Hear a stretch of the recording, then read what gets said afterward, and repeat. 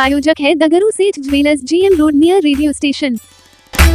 दरभंगा के हजारीनाथ मंदिर के पास स्थित बागमती नदी के घाट पर गंगा आरती के तर्ज पर किया गया सावन की दूसरी सोमवारी को गंगा आरती का आयोजन। सोमवार को सावन की दूसरी सोमवारी के अवसर पर दरभंगा के बड़ा बाजार में स्थित हजारीनाथ मंदिर परिसर में एक कार्यक्रम का आयोजन किया गया। कार्यक्रम के दौरान मौजूद लोगों को अंग वस्त्र देकर सम्मानित किया गया। तो वहीं इस कार्यक्रम के बाद बागमती तट के किनारे गंगा आरती का आयोजन किया गया। इस गंगा आरती में मुंगेर से आए कलाकारों के द्वारा आरती की गई। तो वहीं मौके पर मौजूद गंगा आरती के कार्यकर्ता राजू तिवारी के द्वारा सोमवार की शाम 7:30 बजे मीडिया को जानकारी देते हुए बताया कि बाबा हजारीनाथ मंदिर परिसर में स्थित बागमती तट के किनारे गंगा आरती का आयोजन पिछले साल से किया जा रहा है और इस बार भी यह आयोजन किया जा रहा है। इस आयोजन का पूरा खर्च बिहार सरकार के द्वारा किया जा रहा है। आइए सीधे सुनाते हैं क्या कुछ कहते हैं मौके पर मौजूद कार्यकर्ता। राजस्व एवं भूमि सुधार विभाग बिहार सरकार और दरभंगा के लोकप्रिय विधायक और माननीय राजस्व सुधार मंत्री संजय सरावगी जी के द्वारा पिछले साल से यह गंगा आरती और बाबा हजारीनाथ के भक्तों के लिए यह सेवा कार्यक्रम चलाया जा रहा है। इसमें बाबा हजारीनाथ के लाखों भक्तों का जो है सो यहाँ आगमन होता है, उनकी सेवा होती है, प्रसाद वितरण होता है। इसी प्रकार गंगा आरती विपिन मिश्रा जी के पुत्र के द्वारा शंखनाद कार्यक्रम वगैरह जो है और बालेश्वर राम के द्वारा मंगल ध्वनि के साथ यह यहाँ जो है सो कार्यक्रम का शुरुआत होता है सहनाई। तो आज कहाँ से आए गंगा आरती करने? गंगा आरती वाले आज पिछले सोमवार को तो आए थे वाराणसी से, इस बार मुंगेर वाले जो है उनके द्वारा गंगा आरती का ये और भी आने वाले सोमवार को भी किया जाए। लगातार जो भी सोमवार आ रहा है वो हर एक सोमवार के दिन यहाँ गंगा आरती का भव्य आयोजन किया जाए। नाम बता दीजिए अपना। राजू तिवारी। इंडिया और नेपाल में डकैती की घटना को अंजाम देने वाले गिरोह के सदस्य को पुलिस ने किया गिरफ्तार। दरभंगा सदर SDPO ने प्रेस वार्ता कर दी पूरी बात की जानकारी। दरभंगा जिला के सदर, केवटी एवं मधुबनी जिला के रहिका थाना तथा नेपाल के डकैती गिरोह के सदस्यों को पकड़ने एवं डकैती की घटना के रोकथाम के लिए पुलिस अधीक्षक के दिशा निर्देश के आलोक में एक विशेष टीम का गठन किया गया था, जिस टीम के द्वारा टेक्निकल टीम के सहयोग से अपराधियों की धरपकड़ के लिए विभिन्न जगहों पर छापेमारी की जा रही थी। इसी दौरान विशेष टीम को अनुमान एवं मानवीय मुखबिर के माध्यम से गुप्त सूचना हुआ कि इंडिया नेपाल डकैती की घटना को अंजाम देने वाले गिरोह के कुछ सदस्य को मधुबनी जिला अंतर्गत फुलपरास थाना के खोपा चौक के आसपास देखा गया है। तत्पश्चात वरीय पदाधिकारी के आदेशानुसार विशेष टीम के द्वारा अनुसंधान के क्रम में टेक्निकल टीम के सहयोग से एक व्यक्ति को पकड़ा गया, जिसका नाम विपिन पासवान है, जिसके पिता का नाम गन्नू पासवान है, जो मधुबनी जिला के अंतर्गत फुलपरास थाना के बेलमोहन का रहने वाला है। पूछताछ के क्रम में पकड़ाए व्यक्ति ने अपना अपराध भी स्वीकार किया है।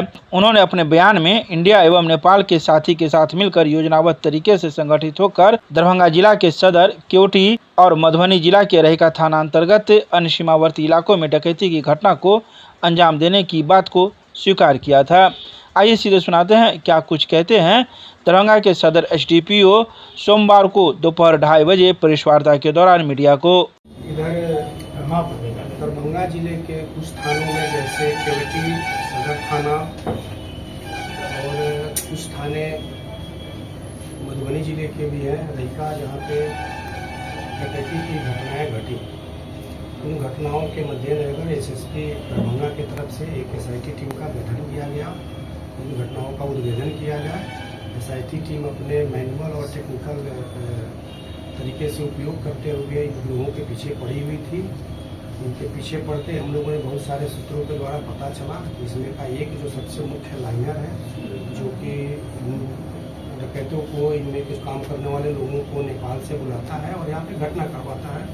उसके पीछे हम लोग लगे और वो व्यक्ति जिसका नाम है विपिन पासवान, पिता का नाम मन्नू पासवान, बेलमोहन थाना फुलपरास जिला मधुबनी का है। इसको हम लोगों ने कल जो है रात्रि में इसकी गिरफ्तारी की गई है। गिरफ्तारी के बाद इसके बहुत सारे आपराधिक इतिहास है, ये बहुत सारे घटनाओं में स्वयं शामिल रहा है। इसके बाद से कुछ घटनाओं में शामिल कुछ मोबाइल हम लोगों ने जब्त किया है और इसने और सारे बहुत हम लोग को इनपुट दिया है, जिसके आधार पे जो अन्य लोग इसमें शामिल हैं उसके विरुद्ध भी हम लोग कार्रवाई कर रहे हैं और अन्य लोगों की भी गिरफ्तारी कर रहे हैं। करने के लिए या फिर इससे ये जगहों के इसके साथ और लोग भी शामिल हैं जो लोग जगहों की रेकी करते थे और जहाँ पे इनको नजर आता था उस जगहों पे घटना करने के लिए नेपाल से भी कुछ लोगों को भाड़े दिए बुलाते हैं और घटना करने के बाद ये सारे लोग नेपाल में भाग जाते थे।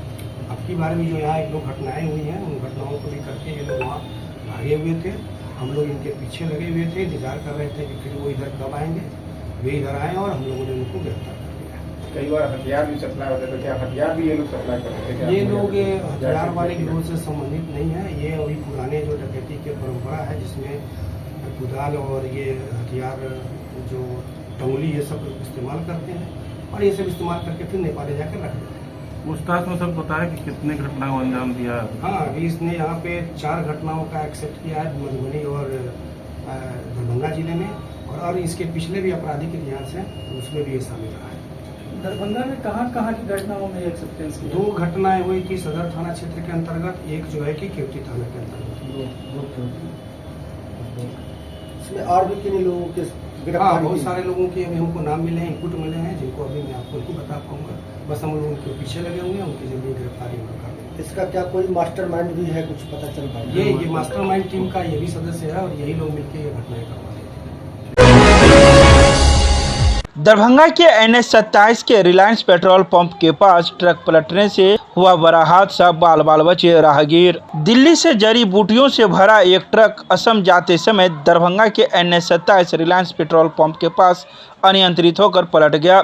हालांकि इस हादसे में कोई हताहत नहीं हुआ और एक बड़ा हादसा टल गया।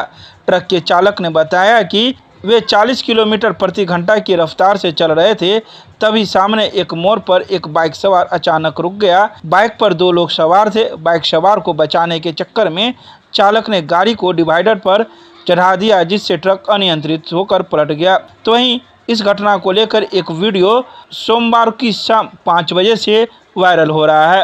ये सामने कट है, उस पर एक बाइक खड़ा था, उस पर 2 आदमी बैठा हुआ था और वो सामने चाय की दुकान है, वो वहीं कट है, वो सामने।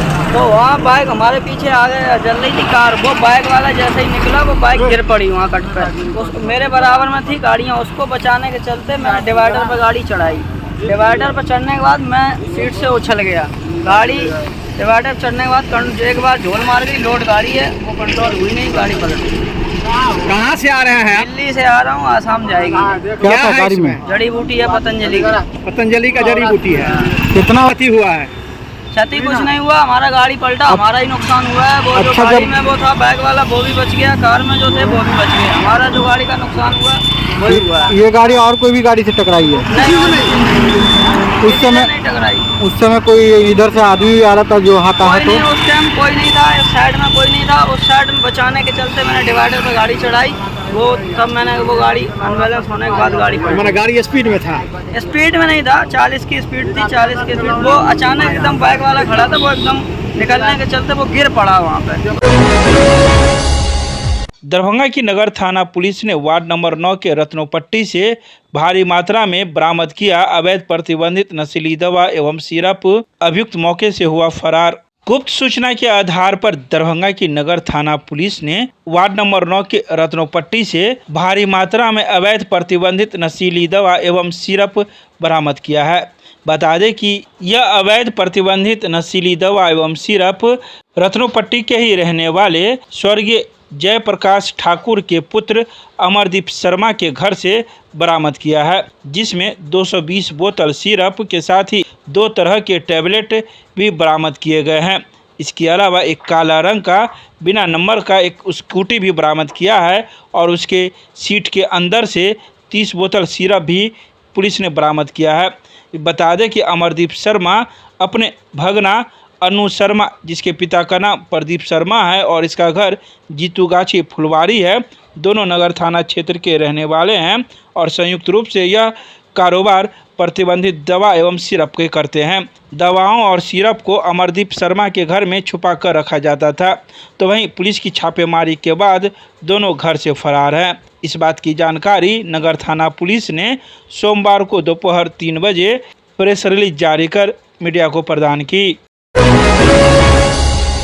दरभंगा की नगर थाना पुलिस ने किला घाट पुल से मोटरसाइकिल पर लदे 110 बोतल नेपाली सोफिया शराब को किया बरामद। मोटरसाइकिल सवार नदी में कूदकर हुआ फरार। दरभंगा की नगर थाना पुलिस ने गुप्त सूचना के आधार पर नगर थाना क्षेत्र के ही किला घाट पुल पर वाहन जांच के दौरान यामा मोटरसाइकिल पर लदे हुए 110 बोतल नेपाली सोफिया शराब को बरामद किया। तो वहीं मोटरसाइकिल सवार चालक पुलिस को देखकर मोटरसाइकिल छोड़कर नदी में कूदकर भाग खड़ा हुआ। तो वहीं जब्त मोटरसाइकिल के स्वामी एवं अज्ञात चालक के विरुद्ध नगर थाना में प्राथमिकी दर्ज कर अनुसंधान किया जा रहा है। बता दें कि यह मामला 20 जुलाई की मध्यरात्रि की बताई जाती है। तो वहीं नगर थाना पुलिस ने सोमवार की दोपहर 3:30 बजे मीडिया को जानकारी प्रदान की।